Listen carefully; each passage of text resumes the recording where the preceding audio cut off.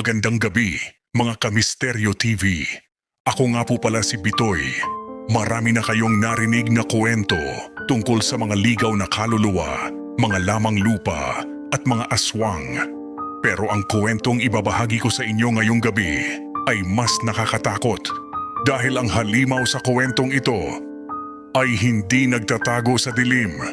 Nakasuot siya ng plantsadong uniforme, may hawak na libro at naglalakad sa ilalim ng sikat ng araw sa bayan ng San Telmo. Doon matatagpuan ang aming paaralan, ang San Telmo Elementary School, isang lumang gusali na gawa sa kahoy at semento. Sabi nila, ang paaralan ay pangalawang tahanan. Pero para sa akin, ito ang aking impyerno. Grade 4 ako noon. Tandang-tanda ko pa ang amoy ng chalk at ang alikabok sa loob ng silid-aralan. Habang ang ibang bata ay excited pumasok, ako, heto, nakatayo sa labas ng pintos, nanginginig ang mga tuhod. Hawak ko ang luma kong bag na may tahi-tahi na ang strap. Dinig na dinig ko ang bawat yabag ng sapatos niya sa loob. Tuk, tuk, tuk. Bawat hakbang tila ba tinutusok ang puso ko. Nariyan na siya. Nariyan na si Ma'am Mila. Si Ma'am Mila, ang aming teacher. Hindi siya katulad ng ibang guro na nakangiti. Ang mukha niya ay parang laging nakatikim ng mapait na gamot. Ang kanyang mga mata, matalas pa sa kuko ng agila. Kapag tumingin siya sa'yo, parang gusto mong maglaho na lang na parang bula. Alam nyo, Kamisteryo, hindi naman ako makulit na bata. Tahimik lang ako sa isang sulok. Sinusubukan kong mag-aral ng mabuti dahil gusto kong matuwa ang nanay ko, si Nanay Bea. Pero kay Ma'am Mila, kahit anong gawin ko, mali ako. Kahit huminga lang ako ng malakas, kasalanan ko na. Isang hapon, habang nagdidikta siya ng leksyon, biglang naputol ang dulo ng lapis ko. Sa sobrang kaba ko, nahulog ko ang pantasa. Tumigil ang lahat. Tumahimik ang buong klase. Ang tanging naririnig ko na lang ay ang mabilis na tibok ng puso ko. Tugdog, tugdog. Humarap siya sa akin. Ang kanyang mga mata nanlilisik. Dahan-dahan siyang naglakad palapit sa upuan ko. Ramdam ko ang lamig na dumaan sa aking batok. Bitoy, anong ingay yun? Wala ka talagang modo. Akala mo ba ay palaruan itong klasiko? Hindi ako nakasagot. Nakayuko lang ako. Nakita ko ang anino niya na bumalot sa maliit kong mesa. Kinuha niya ang aking kamay. At doon, aray, ma'am, sorry po. Hindi ko po sinasadya. Pero hindi siya tumigil. Ang unang patak ng luha ko ay bumagsak sa aking sapatos. Isang patak na naging simula ng mas marami pang hapdi. Hindi ko alam noon na ang bawat luhang ito ay may katapat na kabayaran. Isang kabayaran na magmumula sa madilim na altar ng aking ina. Ito pa lang ang simula, mga Kamisteryo. Dahil sa San Telmo hindi lang leksyon ang itinuturo, kundi pati na rin ang tunay na kahulugan ng takot. Ang sabi nila, ang eskwelahan daw ay paraiso ng karunungan. Pero para sa akin, ang bawat pader ng San Telmo Elementary School ay parang rehas ng kulungan. At sa loob ng silid na iyon, may isang gwardyang walang awa, si Ma'am Mila. Hindi sapat sa kanya ang isang palo. Hindi sapat sa kanya ang makitang umiiyak ang isang bata.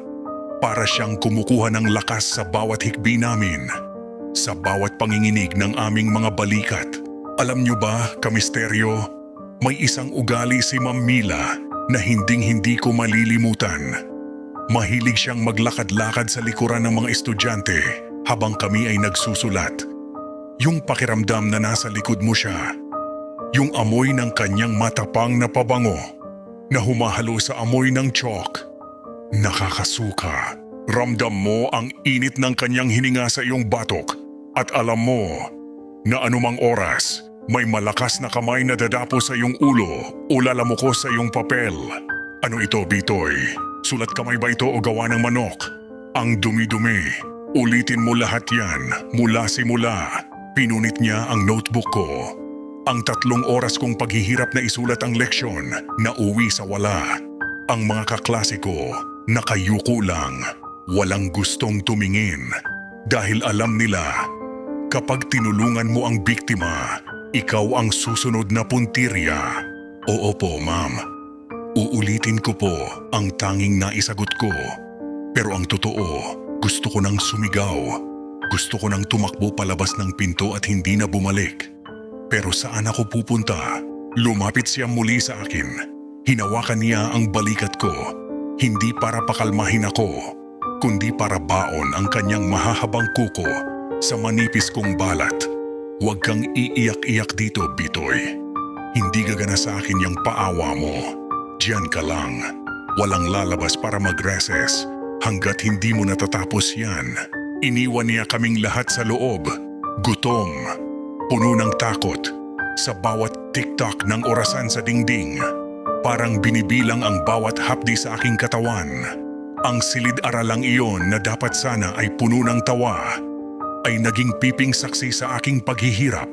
Doon ko naisip, hanggang kailan ko ito itatago kay nanay? Hanggang kailan ko titiisin ang mga pasang ito na dumarami araw-araw? Hapong iyon, naglalakad ako pa uwi. Ramdam ko ang bigat ng aking bag. Pero mas mabigat ang lihim na daladala ko. Isang lihim na malalaman din ni Nanay Bea sa hindi inaasahang paraan. Pag-uwi ko sa aming maliit na dampa sa dulo ng baryo, sinalubong ako ng amoy ng bagong saing na kanin. Ang bango. Pero ang sikmura ko, parang binaliktad sa kaba. Alam niyo ba yung pakiramdam na gusto mong yakapin ang nanay mo? Pero natatakot kang madikit siya sa mga pasang itinatago mo? Bitoy, anak, nariyan ka na pala. Ang boses ni Nanay Bea. Malambing pero may kakaibang talas. Parang bawat tono ng boses niya, binabasa ang kalooban ko. Iniiwas ko ang tingin ko. Kunwari, busy ako sa pagtatangal ng sapatos. Ayokong makita niya ang mga mata kong namumula sa kaiiyak kanina sa school. Ayokong malaman niya na ang anak niyang pinalaki niya sa hirap ay ginagawang punching bag lang ni Ma'am Mila. Bakit parang baluktot ka maglakad, anak? At bakit pawis na pawis ka kahit gabi na? Wala po, Nay. Naglaro lang po kami ni Toti sa school, napagod lang po ako. Isang kasinungalingan. Isang malaking kasinungalingan para protektahan si nanay. Pero si Nanay Bea, hindi siya basta-bastang ina. May alam siya na hindi alam ng iba. Aray, nay, huwag po. Hindi nakinig si nanay. Sa isang mabilis na galaw, hinilan niya ang laylayan ng aking baro pataas. Doon, sa ilalim ng malamlam na ilaw ng gasera, bumitaw ang katahimikan. Nakita niya ang lahat. Ang mga mahahabang pasa na kulay ube at itim. Ang mga bakas ng ruler na tila guhit ng isang mapait na tadhana sa aking likuran. Narinig ko ang malalim na paghinga ni nanay. Hindi siya sumigaw, hindi siya nagmura. Pero ang katahimikan niya, mas nakakabingi kaysa sa anumang sigaw. Hinaplos ni nanay ang aking likod. Ang kanyang kamay, malamig pero may kasamang kakaibang kuryente. Sino ang gumawa nito sa iyo, Bitoy? Sabihin mo sa akin, ngayon din, umiyak na ako ng tuluyan. Ikinuwento ko ang lahat. Ang bawat mura ni Ma'am Mila, ang bawat palo, ang bawat hiyang dinanas ko sa harap ng aking mga kaklase. Habang nagsasalita ako, nakita ko ang mga mata ni Nanay Bea. Hindi na ito ang mga mata ng mapagmahal kong ina. Ang kanyang mga balintataw, tila naging kasing itim ng uling. Anak, sabi ni nanay habang pinupunasan ang mga luha ko. Huwag ka nang umiyak. Bukas, sisiguraduhin kong hindi na niya magagalaw kahit isang hibla ng buhok mo. Pumasok si nanay sa kanyang maliit na silid. Ang silid na laging nakakubli sa kurtinang itim. Ang silid kung saan nananahan ang mga bagay na hindi dapat makita ng isang bata. Noong gabing iyon, habang mahimbing akong natutulog, narinig ko ang kakaibang bulong sa kabilang silid. Isang orasyon na hindi para sa Diyos, kundi para sa isang taong dapat nang maturuan ng leksyon. May mga gabi na ang katahimikan ay hindi nangangahulugan ng kapayapaan. sa aming dampa, ang kadiliman ay tila may sariling buhay. Noong gabing iyon, matapos makita ni nanay ang mga pasa sa aking likod, nagbago ang hangin sa loob ng bahay. Naging mabigat, naging matulis, parang bawat hininga ko ay may humahapdi sa aking lalamunan. Akala ko ay matutulog na si nanay, pero habang nakahiga ako sa aming banig, nararamdaman ko ang kanyang presensya. Hindi siya gumagalaw, pero alam kong nakatingin siya sa akin. Ang kanyang mga mata, sa dilim, tila may sariling liwanag. Hindi ito liwanag ng pag-asa, kundi liwanag ng nagbabagang poot. Bitoy, tulog na, anak, bulong niya. Pero ang boses niya, hindi na ito ang malambing na Nanay Bea na kumakanta sa akin ng dula-dulaan. Ang boses niya ay parang galing sa ilalim ng lupa. Tumayo siya at dahan-dahang lumakad patungo sa kanyang maliit na silid. Iyong silid na may kurtinang itim na laging bawal kong pasukin. Pero sa kuryosidad ng isang bata, sinundan ko siya ng tingin sa siwang ng pinto. Sa loob, nakita ko ang anino ni nanay na lumaki sa dingding. Nakatalikod siya, pero nakikita ko ang kanyang mga balikat na gumagalaw. May hawak siyang isang piraso ng damit. Ang lumang polo ko na may bahid pa ng dugo mula sa sugat ko kanina. Hinaplos niya ang tela at doon narinig ko ang unang orasyon.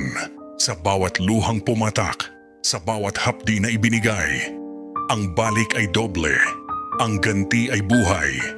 Ang dugong nasa tela ay magiging sumpa sa gumawa. Nakita ko ang matalas na tingin ni nanay sa harap ng kanyang altar. Hindi na siya ang ina na nagluluto ng aking almusal. Siya na ang hustisya na matagal nang kinalimutan ng mundo. Kinuha niya ang isang matulis na karayom at isang itim na kandila.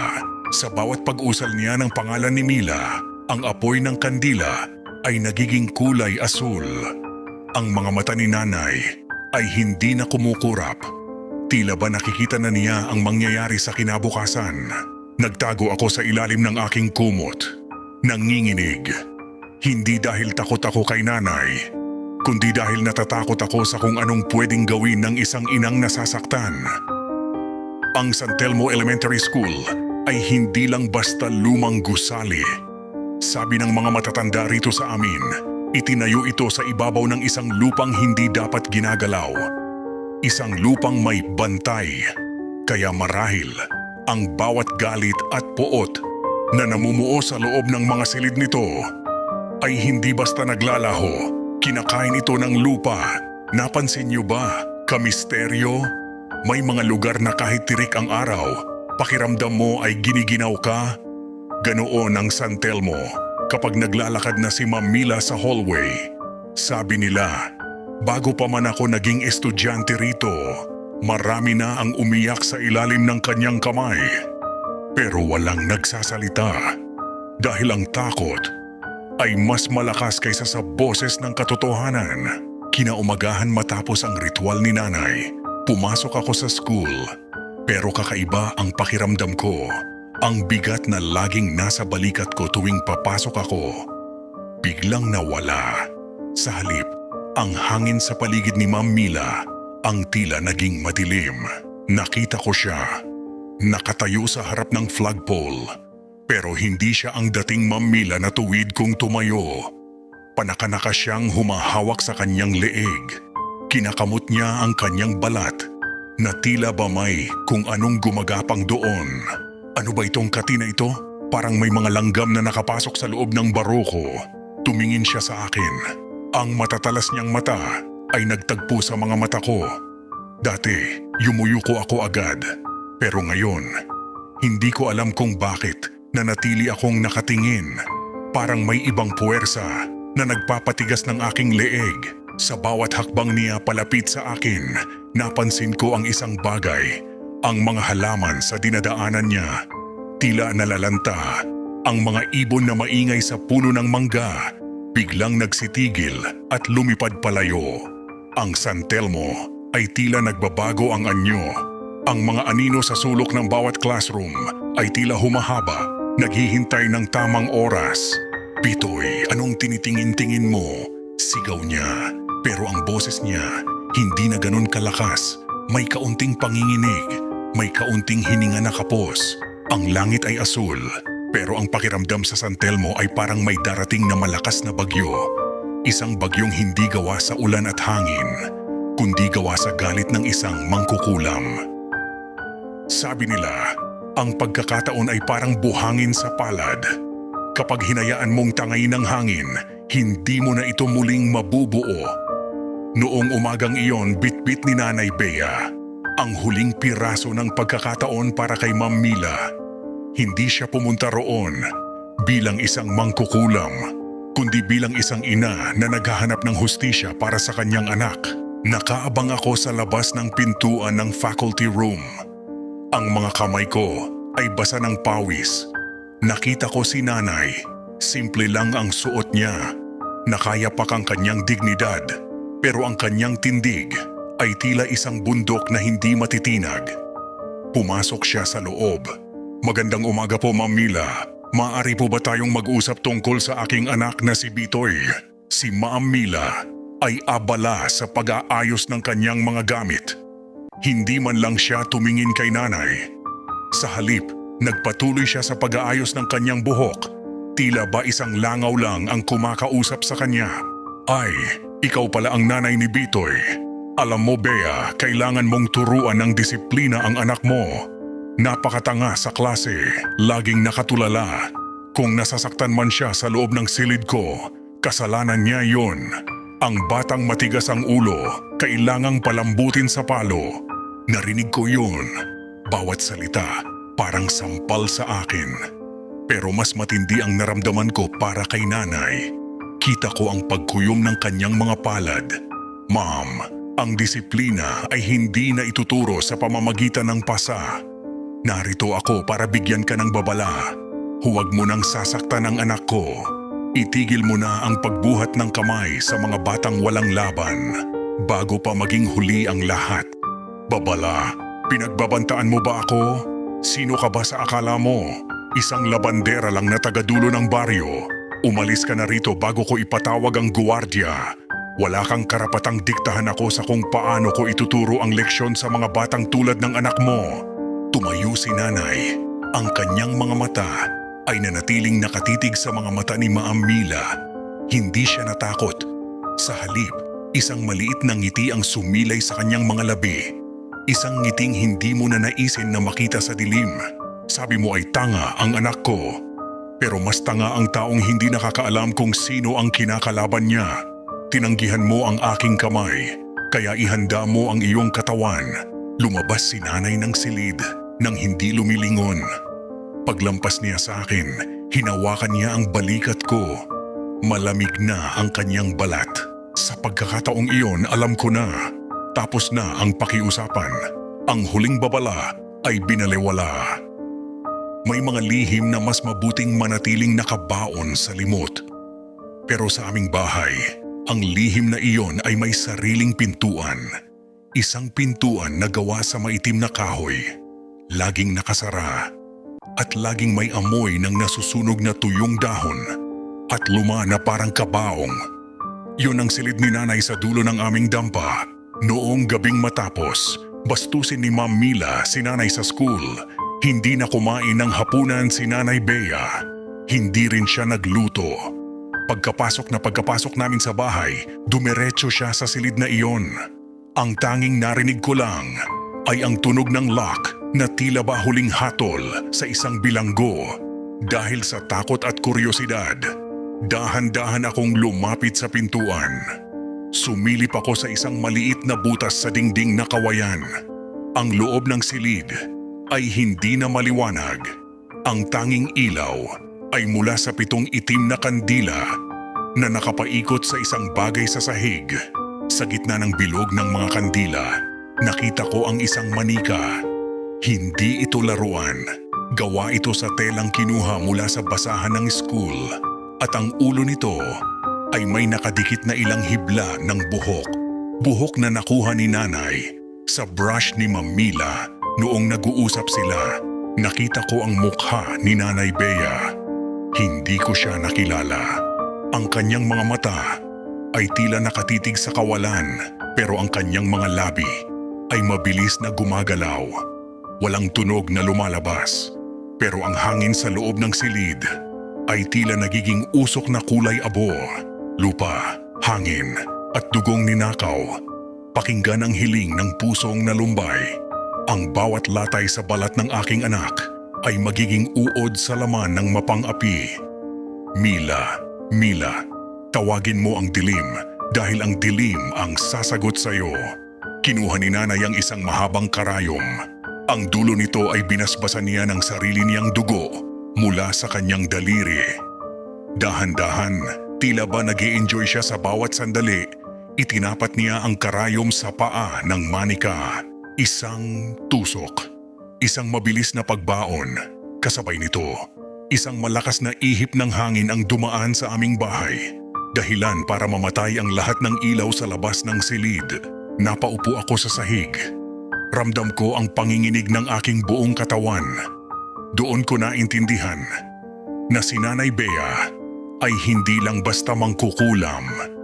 Siya ang naniningil ng utang na hindi mababayaran ng pera. Sa gabing iyon, habang ang buong baryo ay himbing sa tulog, isang guro sa San Telmo ang biglang magigising dahil sa matinding kirot na tila ba may bumabaon na pako sa kanyang mga paa. Sabi nila, ang ganti ay isang pagkaing masarap isilbi ng malamig. Pero ang ganti ni Nanay Bea, iyon ay isinisilbi ng mainit, kasing init ng nagbabagang bakal na ibinaon sa laman. Kinaumagahan sa San Telmo Elementary School, tila normal ang lahat. Ang mga bata ay nagtatakbuhan, ang mga ibon ay kumakanta. Pero sa loob ng Room 104, ang hangin ay tila naging malapot. Nakaupo ako sa aking upuan, nakayuko, hinihintay ang pagdating ng aming guro. Napatingin ang lahat sa pinto. Pumasok si Ma'am Mila, pero hindi na siya ang reyna na nakataas ang noo. Ang kanyang mukha ay maputla, tila hindi nakatulog ng 100 taon. At ang kanyang paglalakad, nakangiwi siya sa bawat hakbang. Tila ba may mga bubog sa loob ng kanyang sapatos. Kinuha niya ang kanyang ruler.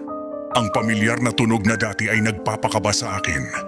Pero nang itaas niya ang kanyang kamay para humampas sa lamesa, bigla siyang napatigil. Ano itong nararamdaman ko? Ang mga kamay ko, parang may mga karayom na lumalabas sa aking mga kuko.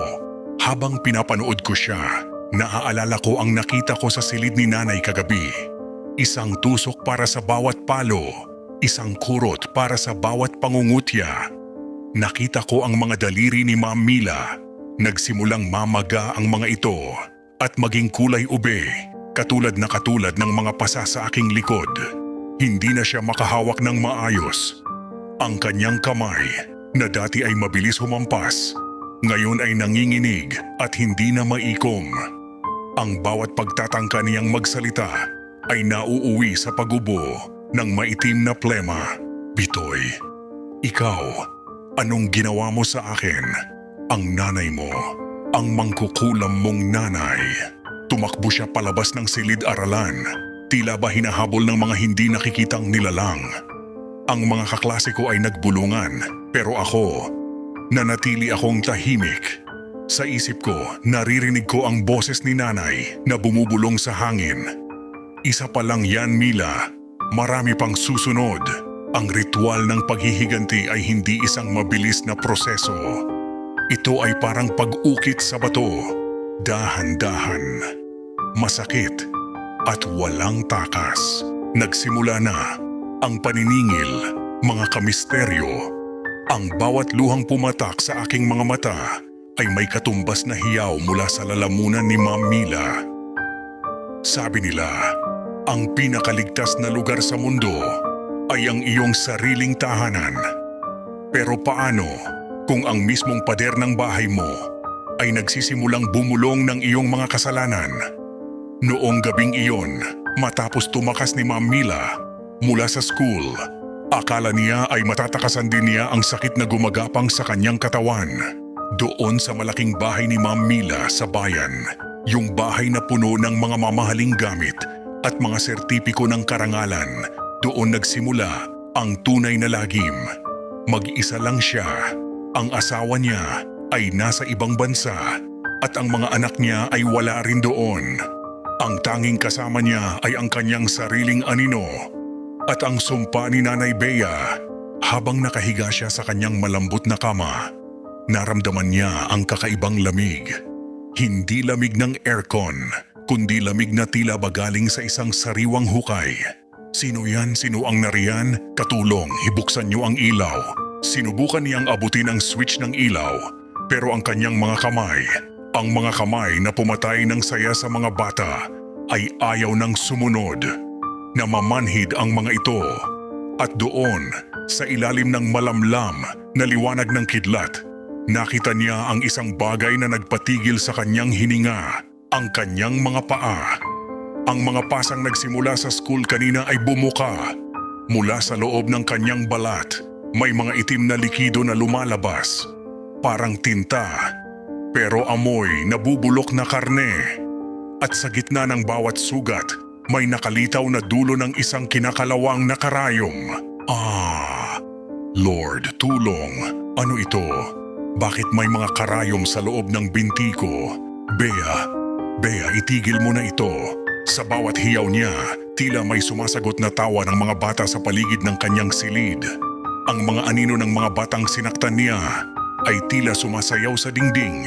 Bawat isa ay may hawak na ruler na gawa sa usok. Hindi ito panaginip. Ito ang unang atake. Ang unang pagkakataon na naramdaman ni Mila na ang kapangyarihang hawak niya sa loob ng classroom ay walang silbi laban sa kapangyarihang nanggagaling sa katarungan ng dilim. Natagpuan siya kinaumagahan ng kanyang katulong. Nakahandusay sa sahig, punong-puno ng mga gasgas. Ang mukha na tila ba kinalos ng sarili niyang mga kuko. Sabi ng mga doktor, stress lang daw. Pero kami, sa dulo ng baryo, alam namin ang totoo. Sa loob ng puting silid ng ospital, walang puwang ang mga kwentong kababalaghan. Dito, ang lahat ay dapat may paliwanag. Bawat ubo, bawat lagnat, bawat sugat, kailangang may pangalan sa ilalim ng mikroskopyo. Pero pagdating kay Ma'am Mila, ang agham na inaasahan niyang magliligtas sa kanya ay tila nauutal at naguguluhan. 3 doktor na ang tumingin sa kanya. Lahat sila may mga matataas na pinag-aralan. Sabi ng una, baka raw rare skin disease. Sabi ng pangalawa, baka infection sa dugo. Pero wala sa kanila ang makapagpaliwanag kung bakit ang mga sugat sa katawan ni Ma'am Mila ay bumubuo ng hugis ng mga kamay. Maliliit na kamay na tila ba sumasakal sa kanyang balat. Mrs. Mila, hindi namin maintindihan. Ang x-ray mo ay malinis. Walang nakabara sa baga mo. Pero bakit pakiramdam mo ay may mga karayom na bumabara sa iyong lalamunan sa tuwing susubukan mong uminom ng tubig? Dok, tingnan niyo. Ang likod ko, parang may nakapatong. Ang bigat. Dok, tulungan niyo ako. Habang nakahiga siya roon, nakita ng mga nurse ang isang bagay na nagpatindig ng kanilang balahibo. Ang mga puting kumot ng ospital ay dahan-dahang nagkakaroon ng mga itim na mantsa. Mantsa na hugis ruler. At sa tuwing pipikit si Ma'am Mila, naririnig niya ang boses ko. Ang boses ng bawat batang sinaktan niya, sabay-sabay na nagbabasa ng alpabeto sa loob ng kanyang utak. A, B, C, D, E, Ganti. Namatay ang ilaw sa kanyang kwarto.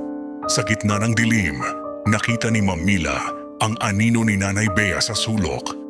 Hindi ito ang nanay ko na naglalaba, kundi isang figurang gawa sa usok na may matatalas na kuko at mga matang nagniningas na parang baga. Walang gamot ang konsensya, Mila. Ang bawat laso na ibinigay mo sa puso ng mga bata ay ngayon mo dindilig sa sarili mong laman. Nang bumukas ang ilaw, wala na ang anino. Pero ang mga doktor ay natigilan. Sa balat ni Ma'am Mila, may mga letrang nakaukit na tila hiniwa ng blade. Ang nakasulat, ang pangalan ng San Telmo. Doon nila naintindihan. May mga sakit na hindi kayang gamutin ng tableta o operasyon. May mga sakit na ang tanging lunas ay ang humingi ng tawad sa taong sinaktan mo. Sabi nila, ang tulog ay pahinga para sa pagod na katawan. Pero para kay Ma'am Mila, ang pagpikit ng kanyang mga mata ay ang pagbubukas ng pinto patungo sa isang daigdig na hindi niya mapagtataguan. Dahil sa mundo ng panaginip, doon siya ang biktima at kami ang may hawak ng ruler. Isipin niyo, kamisteryo. Nakahiga siya sa kama ng ospital, pagod na pagod ang katawan sa sakit, pero ang utak niya ayaw siyang tantanan. Sa sandaling bumagsak ang kanyang talukap, bigla siyang magigising sa isang pamilyar na lugar, ang San Telmo Elementary School. Pero hindi ito ang paaralang kilala niyo. Ang mga pader ay umiiyak ng itim na likido at ang bawat bintana ay tila mga matang nakatingin sa kanya. Naglalakad siya sa hallway. Tuk, tuk, tuk ang tunog ng kanyang sapatos. Pero bakit ganoon? Habang naglalakad siya, lalong humahaba ang hallway. At sa bawat pinto na nadadaanan niya, may naririnig siyang iyak. Iyak ng isang batang nagmamakaawa. Sino yan, Bitoy? Nasaan ako? Gusto ko nang gumising. Parang awa niyo na. Mula sa bawat classroom, lumabas ang mga anino ng mga batang dati niyang estudyante. Wala silang mga mukha. Puro itim na usok lang ang nandoon. Pero sa kanilang mga kamay, may hawak silang mga higanteng ruler na gawa sa yelo at dugo. Pinalibutan nila si Ma'am Mila. Hindi sila nagsasalita, pero ang kanilang galit ay nararamdaman sa bawat paghinga. Biglang naramdaman ni Mila na hindi na siya makagalaw. Ang kanyang mga paa ay nabaon sa sahig na naging parang putikan. Mila, oras na para sa iyong huling leksyon. Sabayan mo ang mga bata. 1, 2, 3. Bawat palo ay para sa pusong dinurog mo. Sa kanyang panaginip, naramdaman niya ang bawat hapdi na ibinigay niya sa amin. Hindi lang pisikal na sakit, kundi ang kahihiyan na ipinaramdam niya sa harap ng klase. Nakita niya ang kanyang sarili na lumiit, naging parang isang bata, habang ang mga anino ay lumalaki at nagiging higante. Patawad, hindi ko na uulitin, ayoko na, tama na po. Naggising siyang nagsusumigaw sa loob ng ICU. Basang-basa ng pawis ang kanyang katawan at ang kanyang mga kuko ay puno ng dugo dahil kinalos niya ang kanyang sariling mga braso habang natutulog. Ang mga nurse ay nagmadaling lumapit, pero huli na. Dahil ang mga pasa sa kanyang panaginip ay lumitaw na rin sa kanyang totoong katawan. Ang gabi ay lumipas, pero ang takot ay hindi natapos. Dahil ang panaginip na iyon ay paunang tikim pa lang sa kung anong naghihintay sa kanya sa susunod na araw. Sabi nila, ang tao ay gawa sa alabok at sa alabok din babalik. Pero sa kaso ni Ma'am Mila, tila ang kanyang katawan ay nagiging tahanan ng mga bagay na hindi galing sa mundong ito.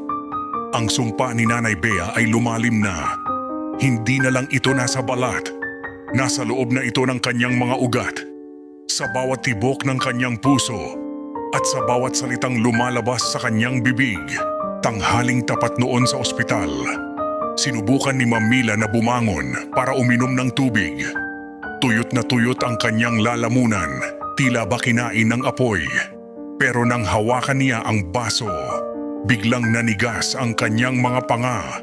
Ang kanyang mga mata ay nanlaki, naging puro puti. At nagsimula siyang manginig ng napakalakas. Hindi siya makahinga. Ang kanyang leeg ay namumurol. Lumalaki ang mga ugat na kulay itim. At doon, sa harap ng mga doktor na rumisponde, nangyari ang isang bagay na hinding-hindi nila malilimutan sa buong buhay nila. Igyak! Tulong. May nakabara. Sa bawat ubo niya, hindi plema ang lumalabas. Nagsimulang lumabas sa kanyang bibig ang mga hibla ng buhok, mahabang buhok na basa ng malapot at itim na likido. Sumunod ang mga kalawanging karayom. 1, 2, 10. Bawat isa ay tumutusok sa kanyang dila at gilagid bago tuluyang mailuwa. Ang mga doktor ay napapaatras sa takot. Walang sino man ang makalapit. Ang amoy sa loob ng kwarto ay amoy ng nabubulok na basura at sunog na insenso. Biglang tumayo ang lahat ng balahibo ng mga tao roon nang marinig nila ang boses ni Ma'am Mila. Pero hindi ito boses ng tao. Ang bawat salitang mapanakit na binitiwan mo ay ngayon magiging tinik sa iyong lalamunan. Kainin mo ang iyong galit, Mila. Lunukin mo ang iyong poot. Matapos ang ilang minutong paghihirap, nawala ng malay si Ma'am Mila. Nakahandusay siya sa sahig, napapaligiran ng sarili niyang buhok at mga karayom. Ang kanyang katawan ay puno na ng mga pantal na tila ba kinagat ng libu-libong insekto. Doon na naniwala ang lahat. Hindi ito sakit na nakukuha sa bakterya o virus. Ito ay kulam.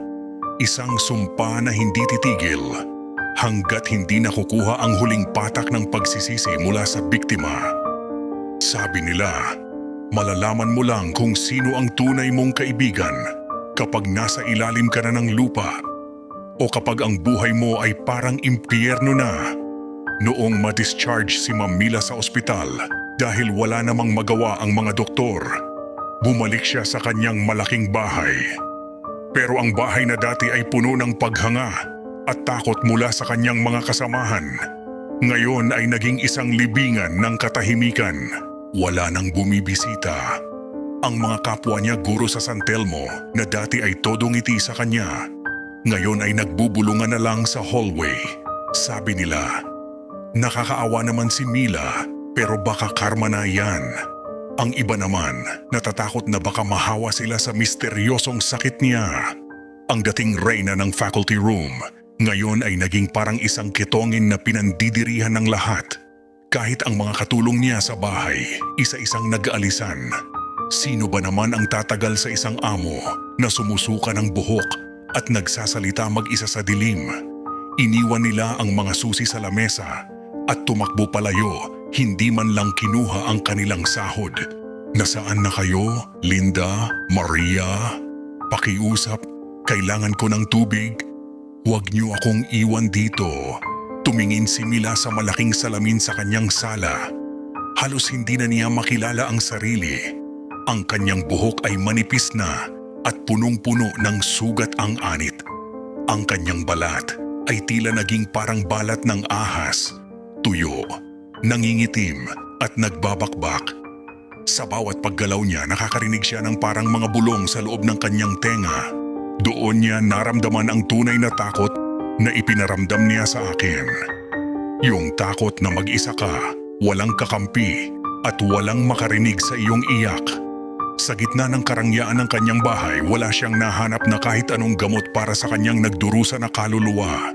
Ganito pala ang pakiramdam ng walang malapitan. Pitoy, Bea, patawarin niyo ako. Ngunit ang tawad ay hindi basta-basta dumarating dahil lang nahihirapan ka na. Ang tawad ay kailangang paghirapan. Habang nakahandusay siya sa malamig na sahig, doon niya naisip ang isang bagay na matagal na niyang kinalimutan. Ang kababaang loob. Kapag ang siyensya ay sumuko na, ang tao ay bumabalik sa pinagmulan, sa mga ugat, sa lupa, at sa mga bulong ng matatanda. Si Ma'am Mila sa kanyang huling pag-asa ay nagpasyang hanapin ang pinakamagagaling na albularyo sa Karatig Bayan. Bitbit ang kanyang pera at ang kanyang hiram na lakas. Sinubukan niyang bilhin ang kanyang kaligtasan. Nakakita siya ng isang matandang manggagamot sa kabilang bundok. Sabi nila, kaya raw nitong magpabalik ng sumpa. Pumasok si Ma'am Mila sa kubo. Suot ang makapal na belo para itago ang kanyang nangingitim na balat. Naglatag siya ng limpak-limpak na pera sa harap ng matanda. Lolo, pakiusap, alisin niyo ito sa akin. Kahit magkano babayaran ko kayo. Hindi ko na kaya ang sakit. May mga karayom na gumagalaw sa ilalim ng balat ko. Kinuha ng matanda ang isang basong tubig at tinitigan ito. Nag-usal siya ng orasyon habang binubudburan ng asin ang paligid ni Mila. Pero sa isang saglit, ang tubig sa baso ay biglang naging kasing itim ng dugo. Umalis ka rito, babae. Ang sumpa sa iyo ay hindi gawa ng ordinaryong inggit. Ito ay gawa ng isang inang hininga ng dugo at luha. Ang pumatong sa iyo ay isang mangkukulam na may basbas ng katarungan. Sinubukan pa ni Mila na lumapit, pero ang matanda ay natatarantang itinaboy siya. Huwag kang lalapit sa akin. Ang mga aninong kasunod mo, ayaw nilang magpagamot ka. Ang tanging makakapagtangal niyan ay ang mismong nagtanim niyan. 3 albularyo ang pinuntahan niya noong araw na iyon, kamisteryo. Ang pangalawa ay nagsuka ng dugo nang hawakan ang kanyang kamay. Ang pangatlo ay tumakbo palayo nang makita ang hugis ng mga kamay sa leeg ni Mila. Walang gustong bumangga kay Nanay Bea. Sa mundo ng mga lihim na dunong, alam nila kung sino ang reyna. Napaupo si Mila sa gilid ng kalsada sa gitna ng kawalan. Doon niya na-realize ang lahat ng pera niya ay walang silbi. Ang lahat ng titulong pinagmalaki niya ay basura lang. Dahil ang kalaban niya ay hindi tao, kundi ang sarili niyang mga kasalanan na binigyan ng kapangyarihan ni Bea. Wala nang tutulong sa akin, Bea. Bitoy, parang awa niyo na. Sa puntong ito, alam na ni Mila na iisa na lang ang kanyang destinasyon. Ang lugar kung saan nagsimula ang lahat, ang paaralan ng San Telmo. Ngunit paano siya babalik doon sa ganitong kalagayan? May kasabihan tayo na ang magnanakaw ay laging bumabalik sa pinangyarihan ng krimen. Pero para kay Ma'am Mila, ang pagbabalik sa San Telmo Elementary School ay hindi para magnakaw, kundi para ibalik ang isang bagay na matagal na niyang nawala. Ang kanyang pagkatao. Lunes ng umaga. Flag ceremony noon. Lahat kami ay nakahanay sa field, kumakanta ng lupang hinirang. Pero ang atensyon ng lahat ay naagaw ng isang figurang naglalakad sa gate ng paaralan. Isang babaeng balot ng itim na shawl, tila isang anino sa gitna ng maliwanag na sikat ng araw. Ang kanyang paglakad ay mabagal, bawat hakbang ay tila isang pasakit. Sino yan? Pulong ng mga kaklase ko. Nang matanggal ang shawl dahil sa ihip ng hangin, isang kolektibong singhap ang narinig sa buong paaralan. Si Ma'am Mila. Pero hindi na siya ang gurong kinatatakutan. Ang kanyang mukha ay parang lupang natuyot at nagretas-retas. Ang kanyang mga mata ay lubog na at puno ng luha. Tumigil siya sa gitna ng quadrangle. Nakatingin ang lahat, ang mga guro, ang principal, at kaming mga estudyante. Doon, sa harap ng lahat ay lumuhod siya. Ang tuhod niya ay tumama sa matigas na semento. Pero tila hindi niya alintana ang sakit. Bitoy, nasaan si Bitoy? Pakiusap, tawagin niyo ang anak ni Bea. Nakita ko siya mula sa dulo ng linya. Nagtagpo ang aming mga mata. Wala akong nakitang galit sa kanya ngayon. Ang nakita ko lang ay isang kaluluwang durog na durog. Lumabas ako sa linya at dahan-dahang lumapit. Ang bawat hakbang ko ay tila binibilang ng buong mundo. Nang makalapit ako, nakita ko ang mga pasa sa kanyang braso. Hindi na ito itim. Nagiging kulay abo na ito. Tila ba nagiging abo ang kanyang laman. Hinawakan niya ang dulo ng aking shorts gamit ang nanginginig niyang mga kamay. Bitoy, patawarin mo ako. Anak, patawarin mo si Ma'am Mila. Hindi ko alam. Hindi ko naisip na ganito ang sakit na ibinibigay ko sa inyo. Sabihin mo sa nanay mo. Tapos na, ayoko na. Patawad. Sa pagkakataong iyon, tumigil ang lahat. Ang hangin ay naging presko. Ang mga ibon ay muling kumanta ng tama sa tono. Nakita ko sa mukha ni Ma'am Mila ang isang bagay na hindi ko akalaing makikita ko sa kanya kailanman. Ang katapatan. Hindi ito acting. Hindi ito pananakot. Ito ang pagbabalik ng isang tao mula sa kadiliman. Pero alam ko, ang tawad ko ay simula pa lang. Ang tunay na kailangang humatol ay nasa dulo ng baryo, naghihintay sa harap ng kanyang altar. May mga pagkakataon sa buhay na ang biktima ang nagiging tanging pag-asa ng nang-api. Habang nakaluhod sa harap ko si Ma'am Mila, naramdaman ko ang bigat ng buong mundo sa aming pagitan. Ang dating higante sa paningin ko, ngayon ay tila isang maliit na ibon na nabali ang pakpak. Ang lahat ng galit ko, biglang natunaw na parang yelo sa init ng araw.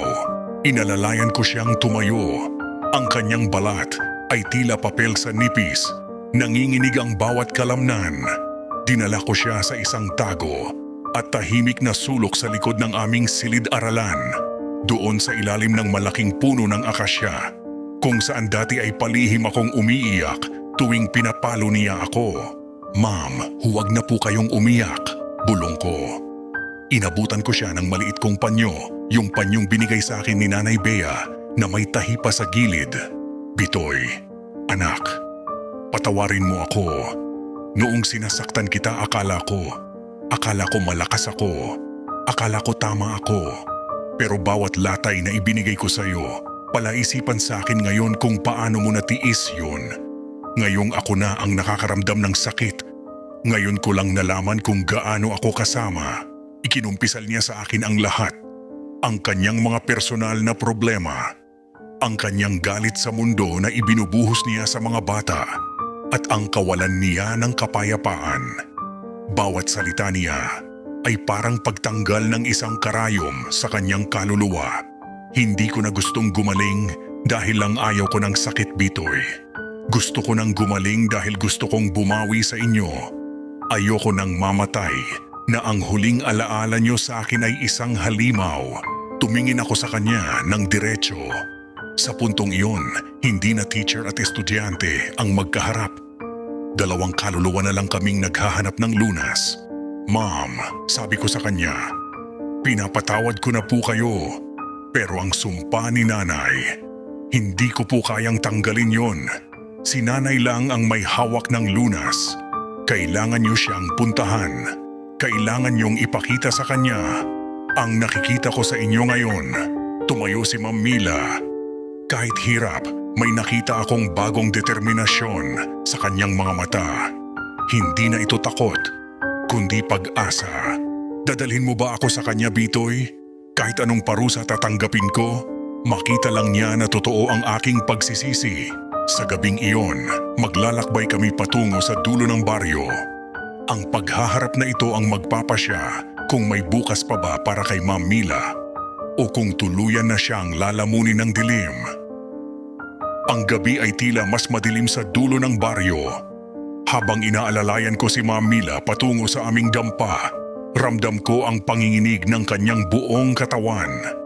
Bawat hakbang namin sa maputik na daan ay tila paglapit sa isang hatol na walang kasiguruhan. Sa malayo nakita namin ang liwanag ng gasera sa aming bintana at ang anino ni Nanay Bea na naghihintay. Hindi pa kami nakakatapak sa pintuan, bumukas na ito ng kusa. Walang hangin, walang humila. Bumukas lang ito na tila ba ang bahay mismo ay humihinga. Nakatayo roon si Nanay. Nakasuot siya ng puting duster, pero ang kanyang aura ay kasing itim ng uling. Ang kanyang mga mata ay matalim, nakatitig ng diretso sa nanghihinang guro. Binitawan ko si Ma'am Mila. Sa isang iglap, bumagsak siya sa kanyang mga tuhod sa harap ni Nanay. Ang kanyang noo ay sumubsob sa maruming sahig. "Bia, pakiusap. Huwag para sa akin kundi para sa mga bata. Patawarin mo ako. Narito ako para tanggapin ang anumang hatol mo. Kahit anong sakit, tatanggapin ko. Huwag lang ang galit mo. Tumayo ka, Mila. Huwag kang luluhod sa harap ko na tila ako ang Diyos. Lumingon ka sa anak ko. Tingnan mo ang mga pasang hanggang ngayon ay hindi pa naghihilom. Ang sakit na nararamdaman mo ngayon, isang patak lang yan sa karagatan ng luha na pinaluha mo sa mga batang wala namang kalaban-laban." Lumapit si Nanay kay Mila. Hinawakan niya ang baba ng guro at pilit itong itingala.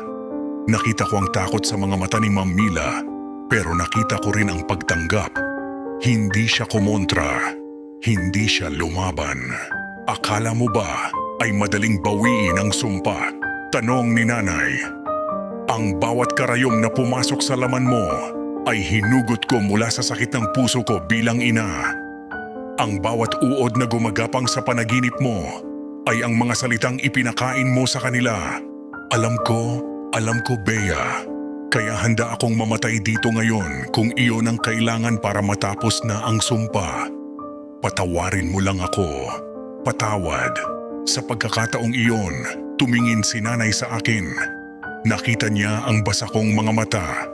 Nakita niya na hawak ko ang kamay ni Ma'am Mila. Doon, dahan-dahang lumambot ang matitigas na linya sa mukha ni nanay. Ang galit na tila apoy ay unti-unting naging abo dahil sa anak ko. Dahil sa pusong hindi mo nagawang lasunin kahit anong palo ang gawin mo, pag-iisipan ko. Pero tandaan mo, Mila, ang sumpa ay hindi mawawala ng walang sakripisyo. Ang gabi at ang gabi ay hindi pa tapos. Sa loob ng silid na may kurtinang itim, magaganap ang huling bahagi ng ating kwento, ang sakripisyong kailangan para sa kaligtasan. May mga sugat na hindi kayang itahi ng sinulid at karayom. May mga sugat sa kaluluwa na kailangang dumaan sa apoy para maghilom. Noong gabing iyon, sa loob ng silid na may kurtinang itim, naging saksi ako sa isang bagay na hindi ko malilimutan habang buhay. Doon ko nakita ang tunay na mukha ng kapangyarihan ng aking ina. Inutusan ni nanay si Ma'am Mila na humiga sa gitna ng bilog ng mga itim na kandila. Ang bawat kandila ay kumakatawan sa bawat taon ng kanyang pananakit sa mga bata sa San Telmo. Sa tabi niya, nakalatag ang manikang tela na punong-puno ng mga karayom, ang simbolo ng kanyang kalbaryo. Mila, pakinggan mo ang bawat hininga ng mundong ito. Ang bawat tusok na ibinigay ko ay babawiin ko. Pero ang bawat lason sa iyong puso, ikaw ang dapat maglabas. Kinuha ni nanay ang isang mangkok na may lamang itim na likido at dinampian ang noo ni Ma'am Mila. Sa isang iglap, nagsimulang manginig ang buong dampa. Ang mga gamit ay nagsimulang gumalaw at ang usok mula sa mga kandila ay tila naging mga kamay na bumabalot sa katawan ng guro. Ayan na, lumalabas na, bulong ko habang nakakubli sa sulok. Nakita ko ang mga itim na ugat sa leeg ni Ma'am Mila na tila nagpupumiglas. Isa-isang nagsimulang tumalsik ang mga karayom mula sa manika. Patawad sa lahat. Pinapalaya ko na ang lahat ng galit ko. Bea, parang awa mo na. Alisin mo na ang dilim sa loob ko. Sa bawat hiyaw ni Ma'am Mila, isang kandila ang namamatay. At sa bawat pagkamatay ng apoy, ang kanyang nangingitim na balat ay dahan-dahang bumabalik sa dating kulay. Ang mga sugat na tila uod ay nagsimulang magsara hanggang sa ang huling kandila, ang pinakamalaki sa gitna, ay biglang sumabog sa liwanag. Tumigil ang lahat. Ang katahimikan ay naging napakabigat pero napakasarap sa pakiramdam. Nakahandusay si Ma'am Mila, basang-basa ng pawis, hinihingal. Pero sa kauna-unahang pagkakataon, ang kanyang mukha ay payapa. Wala na ang pait. Wala na ang takot. Tapos na, Mila. Ang sumpa ay pinutol na ng iyong sariling luha. Pero tandaan mo, ang pilat ay mananatili upang hindi mo makalimutan ang leksyong itinuro ng gabing ito. Noong gabing iyon, namatay ang mapanakit na teacher sa loob ng silid na iyon. At mula sa kanyang abo, may isang bagong pagkatao ang isinilang. Sabi nila, ang sugat kapag naghilom ay nag-iiwan ng pilat. Pero ang mga pilat na iyon ay hindi laging simbolo ng sakit. Minsan, ito ay simbolo ng tagumpay laban sa sariling kadiliman. Isang buwan ang lumipas matapos ang gabing iyon sa dampa ni Nanay Bea. Ang balita sa San Telmo, bumalik na si Ma'am Mila. Pero hindi ang Ma'am Mila na kilala ng lahat. Naalala ko pa ang unang araw ng kanyang pagbabalik. Pumasok siya sa gate, hindi na balot ng itim na shawl. Bagaman may mga bakas pa ng mga pilat sa kanyang mga braso at leeg, hindi niya na ito itinatago. Naglalakad siya ng may ngiti, isang tunay na ngiti na umaabot hanggang sa kanyang mga mata. Lahat kami ay nagulat. Sa halip na ruler, ang daladala niya ay mga makukulay na libro at mga stickers. Nang pumasok siya sa aming silid, hindi katahimikan ng takot ang namayani, kundi katahimikan ng pagtataka. Magandang umaga, class. Bago tayo magsimula, gusto ko lang sabihin na masaya ako na makita kayong muli at gusto kong humingi ng paumanhin sa lahat ng pagkakamali ko noon. Mula ngayon, ang silid na ito ay hindi na lugar ng takot, kundi lugar ng pangarap. Hindi naging madali sa simula. Marami pa ring natatakot sa kanya. Pero araw-araw, pinatunayan ni Ma'am Mila na totoo ang kanyang pagbabago. Kapag may nagkakamali sa amin, hindi na ruler ang lumalapag sa mesa, kundi isang kamay na handang umalalay. Naging ina ng paaralan siya sa paningin ng marami. Minsan, nakikita ko siyang nakatingin sa malayo, hinahaplos ang kanyang mga pilat. Alam ko ang iniisip niya. Nagpapasalamat siya sa sakit na nagligtas sa kanyang kaluluwa. At si Nanay Bea, madalas ko siyang makitang naghahatid ng merienda para kay Ma'am Mila sa school. Ang dalawang babaeng dati ay magkaaway. Ngayon ay may malalim na pag-uunawaan na sila lang ang nakakaalam. Ang San Telmo Elementary School ay hindi na tinatawag na impyerno. Ngayon, ito na ang paraisong pinangarap namin. Natutunan namin na ang pinakamabisang orasyon ay hindi matatagpuan sa mga itim na kandila, kundi sa salitang patawad at pagmamahal. At dito nagtatapos ang kwento ng aking paglalakbay mula sa takot patungo sa paglaya. Maraming taon na ang lumipas. Graduate na ako at may sarili na ring pangarap na tinutupad. Pero tuwing dadaan ako sa harap ng San Telmo Elementary School, hindi ko mapigilang mapatigil at tumanaw sa bintana ng dati naming silid-aralan. Si Ma'am Mila ay nag-retire na, pero ang kanyang legacy ay nanatili. Hindi siya naalaala bilang ang teacher na mapanakit, kundi ang teacher na naglakas loob na harapin ang sarili niyang kadiliman para maging liwanag sa iba. Ang mga pilat sa kanyang balat, hindi na iyon sumasakit. Nagsisilbi na lang iyong paalala na ang bawat pagkakamali ay may pagkakataon para sa pagwawasto. Marahil iniisip niyo, kamisteryo. Masama ba ang ginawa ni Nanay Bea? Ang kumuha ng kapangyarihan sa dilim para maghiganti. Sabi ni Nanay sa akin, ang pangkukulam ay parang salamin. Ipinapakita lang nito kung ano ang totoo mong kulay. Kung puno ka ng pagmamahal, pag-ibig ang ibabalik nito. Pero kung puno ka ng puot, ang puot na yon ang kakain sa'yo hanggang sa maging abo ka. Ang katarungan ay hindi laging matatagpuan sa loob ng korte. Minsan, kailangan ng kaunting misteryo para ituwid ang mga baluktot na landas. Kaya sa inyong mga nakikinig, kayong mga guro, mga magulang, o kahit sinong may hawak ng kapangyarihan sa kapwa, tandaan niyo ang kwento ni Ma'am Mila. Ang bawat salitang binibitawan niyo, ang bawat kamay na itinataas niyo, ay may itinatanim sa puso ng iba. Siguraduhin niyong ang itatanim niyo ay bunga na masarap anihin sa huli. Salamat sa pagsama sa akin sa loob ng isang oras na ito. Ako si Bitoy, ang batang may pasa noon, na ngayon ay malaya na sa anumang tanikala ng nakaraan. Hanggang sa susunod na kwento rito sa Misteryo TV. Matulog ng mahimbing at huwag hayaang lamunin ng galit ang inyong puso. Paalam mga kamisteryo. Kung nagustuhan nyo ang kwentong ito, mag-subscribe na sa Kamisteryo TV